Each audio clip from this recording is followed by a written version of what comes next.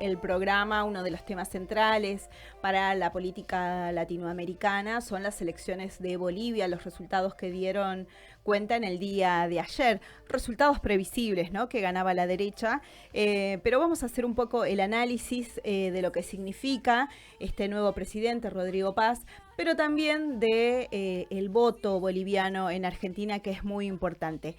Saludamos a Edu Sánchez, él es el director de Bolivia al Aire TV. Bolivia al Aire TV es un medio que nace en el 2005 a través de una productora, CDR Bolivia al Aire. Empieza transmitiendo en el canal 8 de La Matanza, provincia de Buenos Aires, y después, más adelante, se convierte, creo que es en el 2015, se convierte en un canal de televisión que transmite las 24 horas de manera online con toda la información de bolivianos en Argentina. Edu, ¿cómo estás? Muy buenas tardes. Acá Zulema y Naomi, te saludamos. ¿Cómo está, Zulema? Noemí, un gusto saludarlas. Estamos, dispuestos a poder compartir con ustedes en este contacto que estamos teniendo el día de hoy, para poder conversar y desarrollar parte de la información que tenemos, ¿no? De lo que significó el día de ayer la elección de nuestro país, Bolivia. Así es, los datos dicen que Rodrigo Paz ganó por un 54,5% sobre 44,5% de Tuto Quiroga. Y me sorprende la participación, ¿no?, de la gente que fue a votar. La participación del voto fue entre un 85 y un 89%. Es muy importante. Mucha gente fue a votar. Sobre todo analizándolo en este contexto donde Evo Morales, con Evo Pueblo, llamó en la primera elección a el voto nulo, ¿no? Y ahora estos números al menos me sorprenden un poco. Pero bueno, ¿cuál es el análisis de ustedes? Ha sido una jornada larga y el primer análisis que ustedes hacen, ¿no?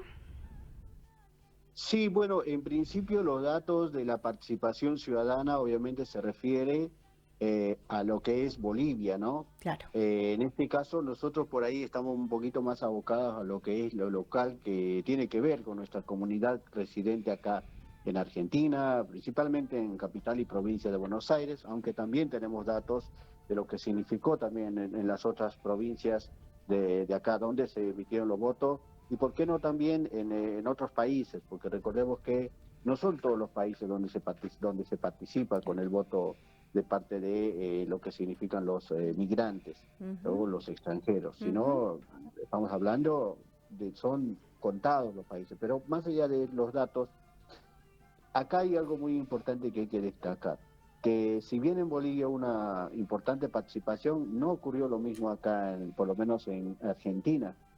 Sé que en Brasil, por ejemplo, sí hubo una masiva participación, pero acá en Argentina, llamativamente, si bien no tenemos el dato correspondiente, pero sí nos han convocado que aproximadamente solamente fue a votar el 60%.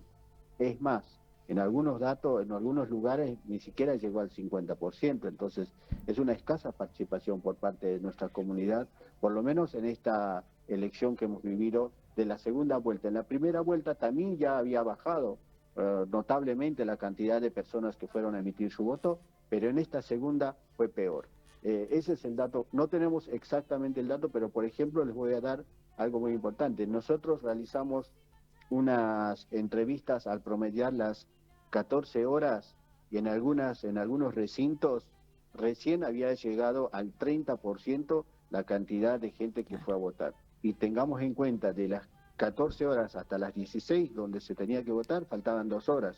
No sé si en esas 2 horas llegó en plenitud la gente. Entonces, ya al finalizar, estuvimos en uno de los establecimientos más importantes donde se concentra la comunidad boliviana, que es la escuela número 10 en Villa Celina, y es ahí donde tuvimos el dato de que la comunidad participó, sí, pero no como en la primera elección que hubo, y obviamente comparación lo que fue, por ejemplo, el año 2020, fue una escasa participación en esta oportunidad.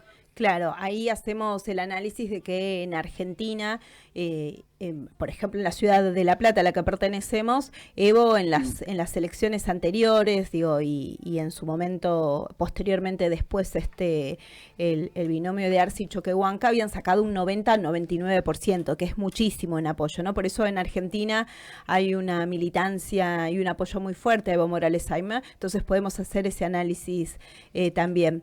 ¿Viste algo de este enojo en lo que ustedes estuvieron cubriendo, digo, la mirada o el posicionamiento de Evo?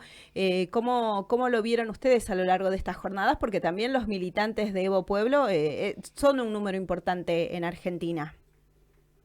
Sí, obviamente muchos no dan a conocer, obviamente, que están enojados porque su candidato no participó en esta oportunidad, pero se nota, uno que conoce a la comunidad boliviana, se nota el desinterés porque no tuvo el candidato que posiblemente ellos necesitaban.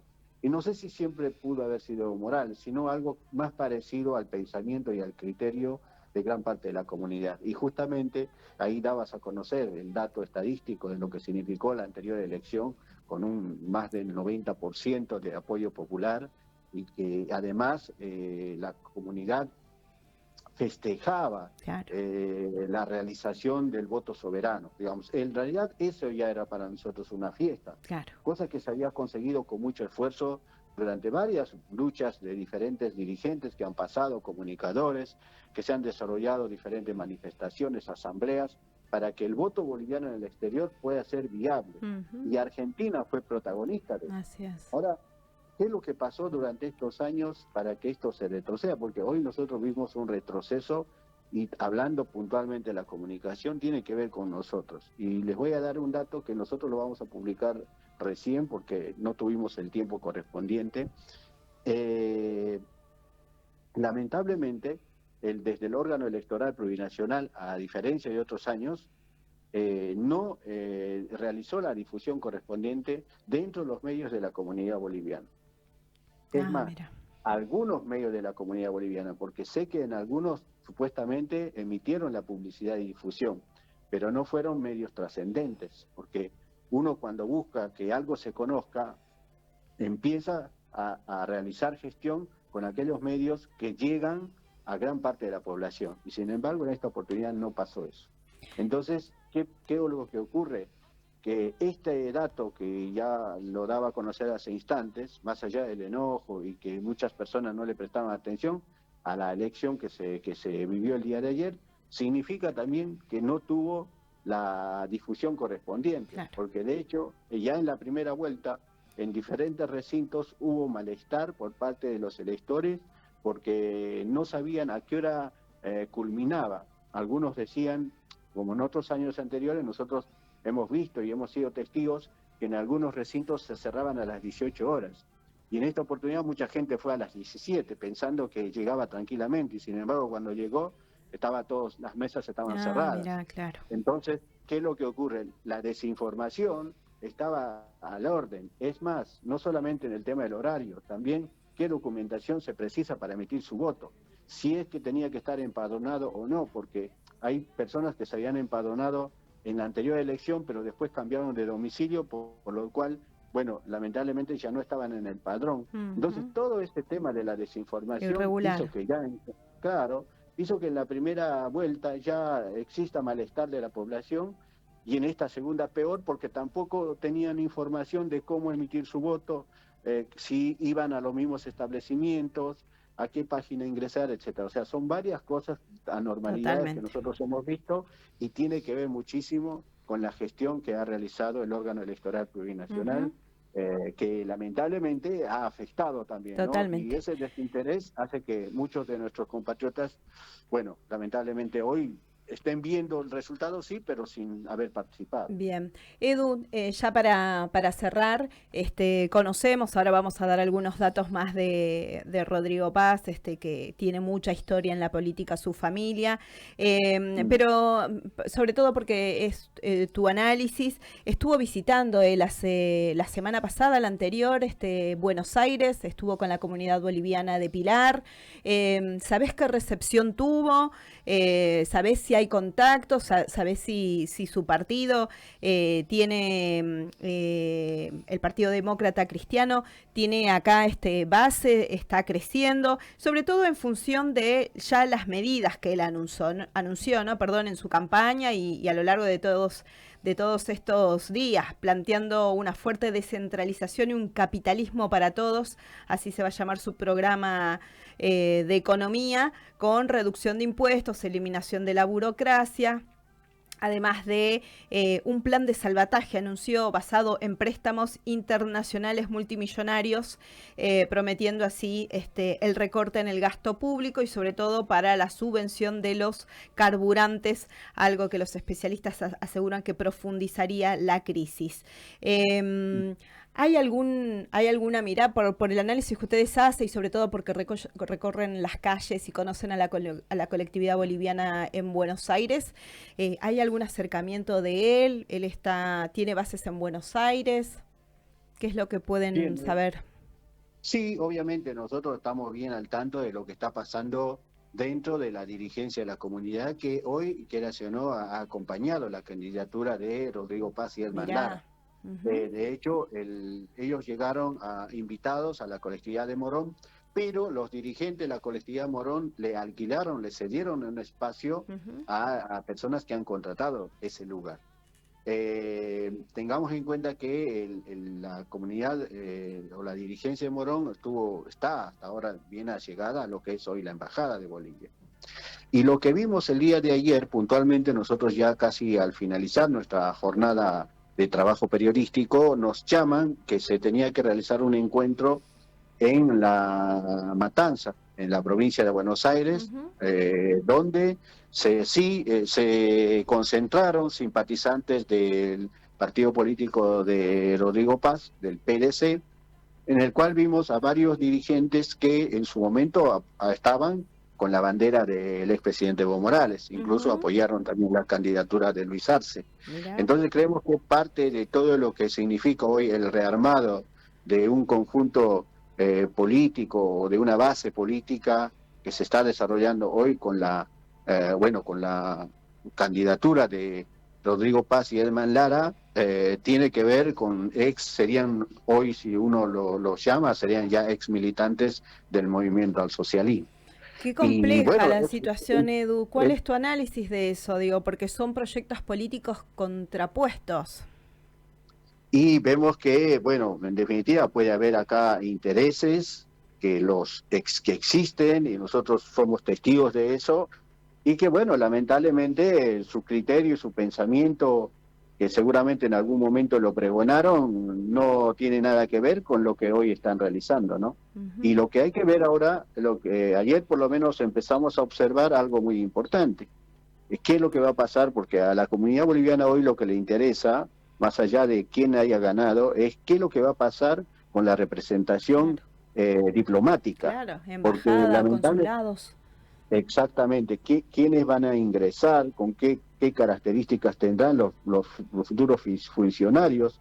Sé, esto les digo de buena fuente, que estuvieron haciendo gestiones algunos funcionarios para quedar en esta gestión más de quién gane con quién gane.